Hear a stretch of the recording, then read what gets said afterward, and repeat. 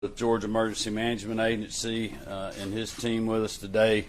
We want to thank the local emergency management partners that we have all across the state. We have Commissioner McMurray and the DOT folks, obviously Colonel Wright, State Patrol, Department of Public Safety, our hardworking troopers that are out there, and their support staff, Deputy Commissioner Raven with the DNR team who's standing by as well, and those who are throughout the state preparing their communities for this historic cold weather that we're about to experience. In the early morning hours on Friday, temperatures, as we know, are going to plummet statewide. Thankfully, we're hoping that we won't see much participation with that, though North Georgia will get some rain and potential snowfall as possible in the Blue Ridge Mountain counties. But anytime that we're talking about temperatures this low, we need to be on the lookout for black ice always. Commissioner McMurray will speak to the brining and road treatments that will help us mitigate that. But we also need to warn everyone that wind chills will be near zero or in the negative digits by midday on Friday. Temperatures, as we know, likely won't reach 40 degrees across Georgia until Monday afternoon.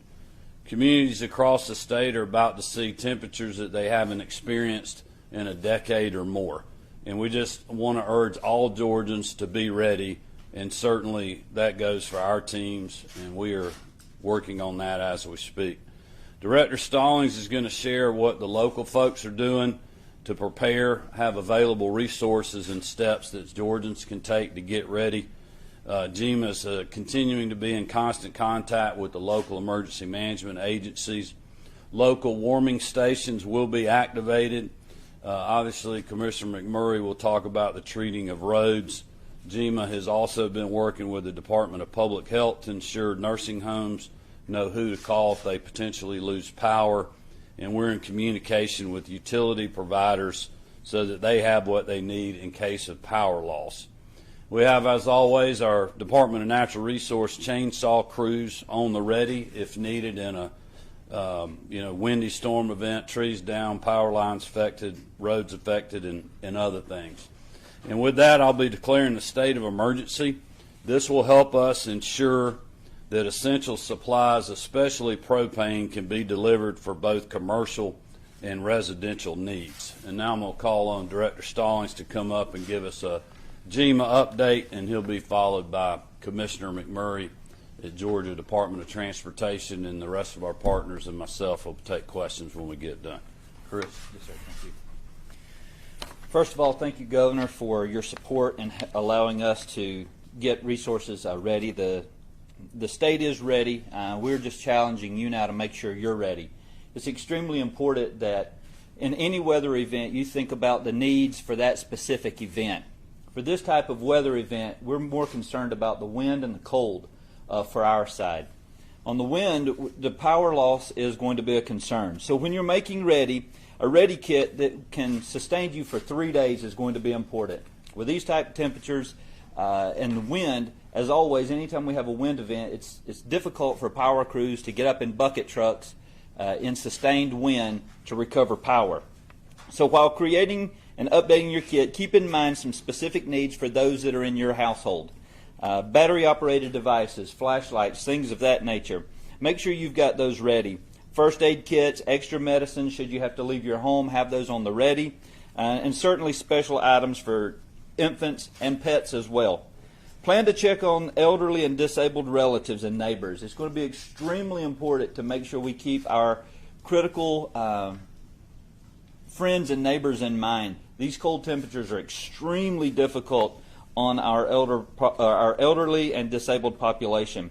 Stay hydrated. A lot of times you don't think about the wind events and the cold. It will pull the moisture out of you much faster than a hot event. So make sure you're staying hydrated, and your children, anyone who go outside, they need to be hydrated and well covered. Plan on bringing your pets inside during this event. Our pets aren't ready for this type of event. Also, make sure your home is being insulated. That you're weather stripping around your doors and window sills. You need to just check on those going into it. Have some towels available to cover those cracks under the door and things like that to help keep those out. Your outdoor pipes, A lot of our homes haven't seen these temperatures in a very long time, so it'd be a good time to make sure you put something with styrofoam over it. It's not a good idea to wrap it just in something to insulate it. Unfortunately, if you wrap it in some type of cloth or something that can absorb water, it's going to get wet, and then that itself is going to freeze. So it's going to make the situation even more damaging. Open up cabinet doors inside the house. For those houses that your kitchen is on an exterior wall, or a lot of your plumbing is on an exterior wall, open up those cabinet doors and let that heat circulate under there. That will help get some heat through the wall into those pipes. And allow your faucets to drip a little bit through the cold weather. It's important that while you're heating your home, keep space heater safety in mind. Don't just plug in one and get close to it. Keep some distance between you and those space heaters. Make sure they have tip sensors. If they fall over, a pet knocks it over, that you're aware that we don't have a house fire. Keep it away from your drapes and furnitures. Never use a generator, camp stove, charcoal, or gas grill to heat your home.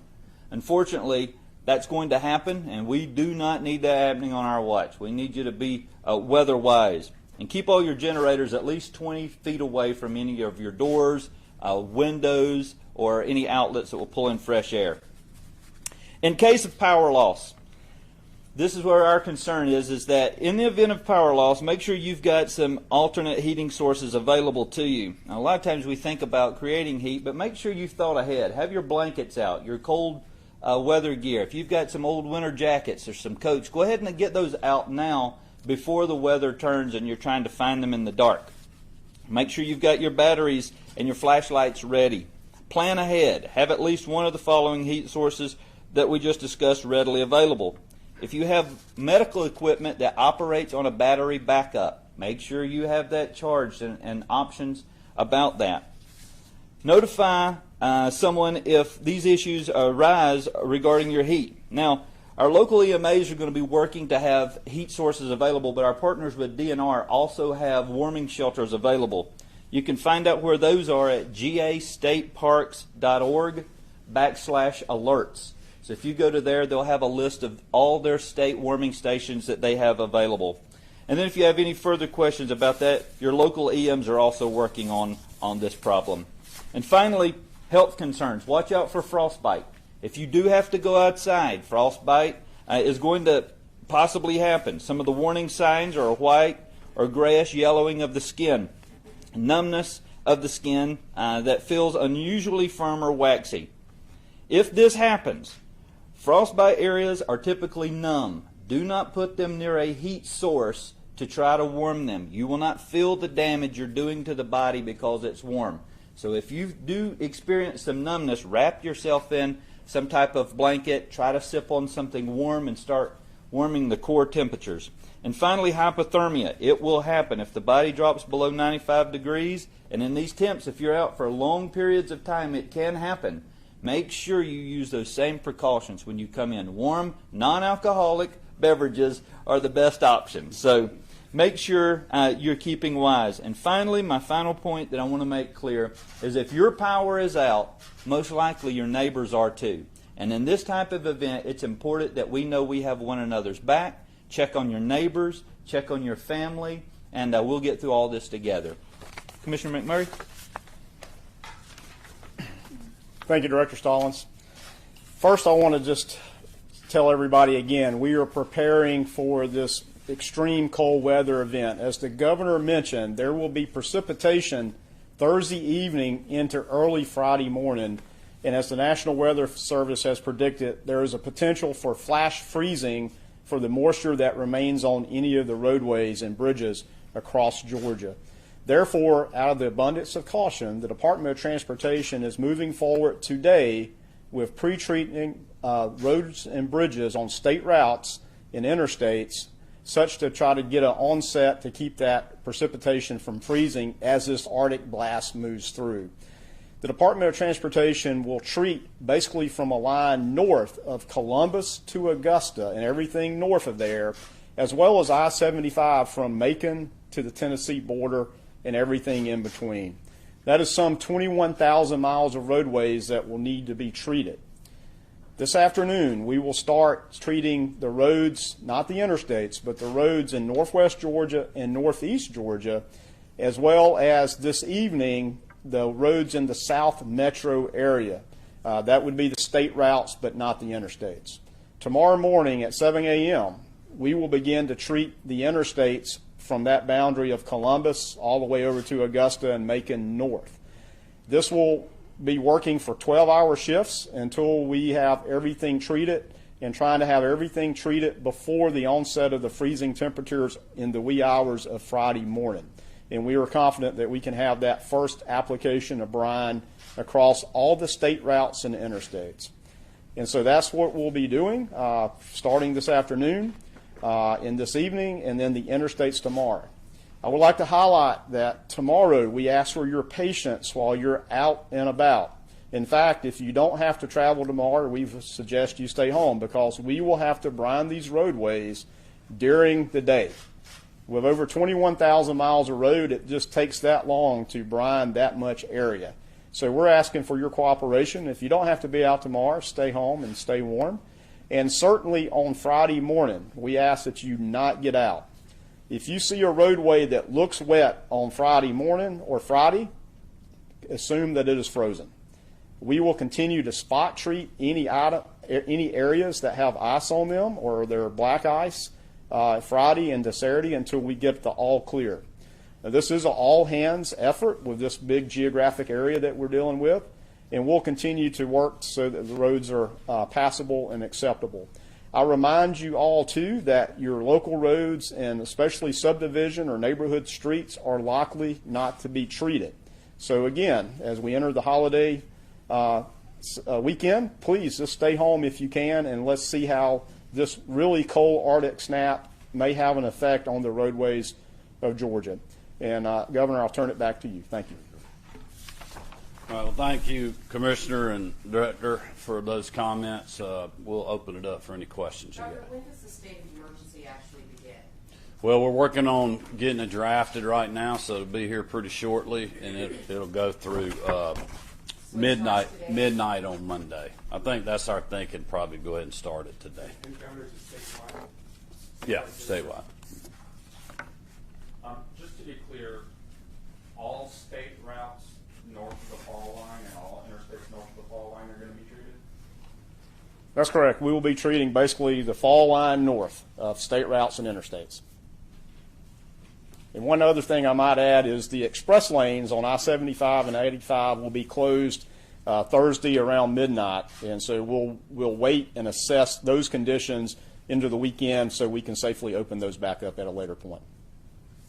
Governor, can you talk about talking with Georgia Power, the EMCs, how prepared they are? Are they bringing in crews from out of state? Well, I'll let Director Stallings speak to that. My biggest concern, just a couple of things besides what the team's been dealing with. We've been talking to the propane folks out there. A lot of the chicken houses across state are warmed by propane. Obviously, a lot of residential homes are.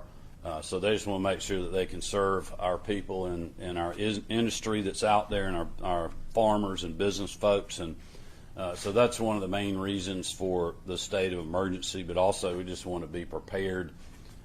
We want people to think about if they're leaving town this afternoon and it's still above freezing, to remind them that it's going to be very cold. So, the things that Director Stallings was saying, opening cabinet doors, prepare for your travel if you were to get stranded, in an out-of-way place in 10-degree weather, to have supplies to get you through those kind of things, to not completely cut your heat off when you leave to prevent frozen pipes, and just be aware of the potential for the forecast and heavy winds and extremely cold temperatures. It may be very hard to get the crews to fix a down power outage until it's safe to do so. So we just want people to be thinking about that and be prepared, because we know, obviously, with Christmas right around the corner and the rest of the holidays that are going on, weather is not of the forefront of people's minds.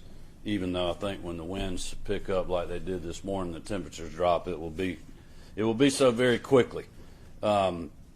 So that's the biggest things for me, and also just what Commissioner McMurray said, just for people to be patient, so our drivers, brine trucks, and other public safety vehicles we got on the roads helping with this just give them plenty of space, be courteous, let them do their work, and just let's not have any accidents or loss of life because people get impatient on our roadways.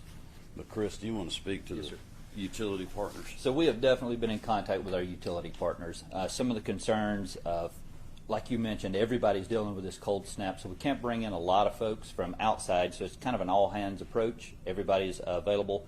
Our main concerns as far as utilities go, we want to make sure our nursing homes, our senior living, assisted living places, hospitals, that they are certainly available. But we will mention that not only with the winds, but these temperatures, I don't know if you've ever had to work hydraulic equipment. It doesn't like cold temps.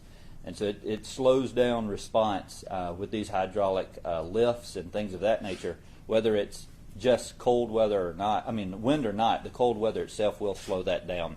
And to the governor's point, if you are going to travel, make sure someone can get into your home in the event of an emergency for you. Trust a neighbor with a key or an access code to a garage, because if a water main breaks and you're a couple hours away visiting family, someone needs to be able to get to that water meter or that water main inside your house to shut that down for you. So make sure you do have those relationships built in before you travel. All right, everybody good? All right, thank you guys. Be safe.